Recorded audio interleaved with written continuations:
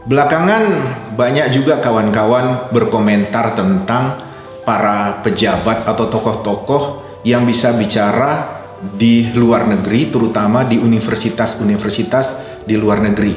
Bahkan universitas ini adalah universitas-universitas ternama, apakah itu di Prancis, apakah itu di UK, dan lain sebagainya. Kawan-kawan itu mempertanyakan apakah memang sehebat itu tokoh nasional kita. Ada tokoh yang ingin menjadi calon presiden gitu ya, apakah dia dari kalangan menteri atau dari kalangan kepala daerah itu. Mereka disambut tampak disambut gitu ya, dari sudut kamera itu dilaporkan bahwa mereka disambut melakukan diskusi dengan para mahasiswa, dengan para doktor, dengan profesor di universitas ternama. Jadi masyarakat kita itu melihat seolah-olah kandidat ini memiliki reputasi yang sejajar, kemudian diterima oleh kalangan internasional, kemudian mampu melakukan presentasi yang luar biasa di level-level internasional. Beberapa klip-klip atau footage-nya ditunjukkan bahwa tokoh-tokoh ini sedang berinteraksi dengan bahasa Inggris. Yang saya lihat bahasa Inggrisnya juga not bad. Bisa membuat impresi lah kepada para penontonnya bahwa dia tokoh yang punya level internasional. Nah, yang perlu kita jawab dalam channel Citra Indonesia ini, apakah secanggih itu para tokoh-tokoh itu? Satu sisi bisa kita jawab iya, tapi di satu sisi juga bisa kita jawab tidak. Nah, yang ingin dijelaskan di sini adalah bahwa kalau Anda tokoh atau kalau Anda memiliki posisi pemimpin, apakah itu pemimpin daerah, apakah pemimpin departemen, apakah pemimpin perusahaan, apakah pemimpin komunitas, hadir di luar negeri, kemudian mengontak universitas tersebut, apalagi kalau mengontak itu didukung oleh kedutaan kita, oleh konjen kita misalnya, yang sudah memiliki koneksi atau jaringan komunikasi dengan universitas tersebut, ini akan sangat mudah bagi yang bersangkutan untuk diterima sebagai pembicara di universitas itu. Nah, yang menjadi pertanyaannya adalah bagaimana dengan antusias para audiens gitu. Kita bisa melihat bahwa di situ ada tampang-tampang bule ya, wajah-wajah bule hadir. Mereka melakukan interaksi, memberikan pertanyaan, dan kita tidak tahu sampai pada level debat seperti apa. Tapi kalau dari footage kita bisa menangkap bahwa itu adalah interaksi yang dinamis. Artinya sang tokoh bisa mengontrol.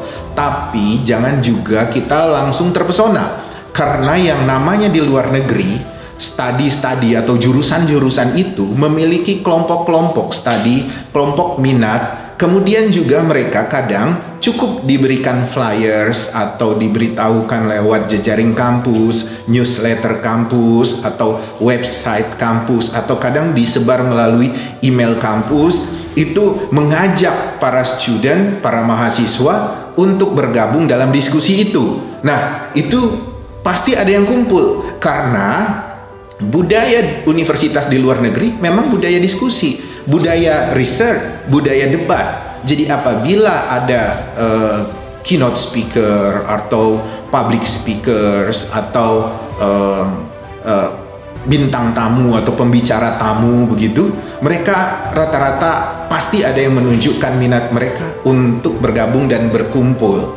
Nah, pertanyaannya atau yang harus kita pertanyakan, seberapa banyak mahasiswa itu berkumpul? Kalau dilihat dari footage tokoh-tokoh itu, para menteri, para gubernur, atau siapapun yang datang ke luar negeri, seolah-olah dia masuk dalam komunitas intelektual itu ya, internasional itu. Lihat berapa jumlah yang hadir. Ya, kalau hadirnya cuma belasan, itu berarti itu sesuatu yang biasa. Kalau yang hadir itu sudah 30, itu lumayan. Tapi kalau dia lebih dari 30, itu sesuatu. Nah, saya belum melihat para tokoh kita yang hadir di luar negeri, di universitas luar negeri itu didatangi oleh lebih dari 30 orang mahasiswa. Memang nama-namanya itu atau keterangannya itu seperti luar biasa gitu, dihadiri oleh doctorate student, dihadiri oleh profesor A, B, C, kemudian moderatornya berwajah bule gitu, seperti sudah internasional banget. tapi kita jangan mudah terpesona. Saya masih ingat bagaimana Gus Dur waktu itu datang di The University of Melbourne pada saat beliau sudah tidak lagi jadi presiden. Beliau datang menjadi pembicara di auditorium yang besar, yang hadir itu sekitar 200 sampai 300 orang.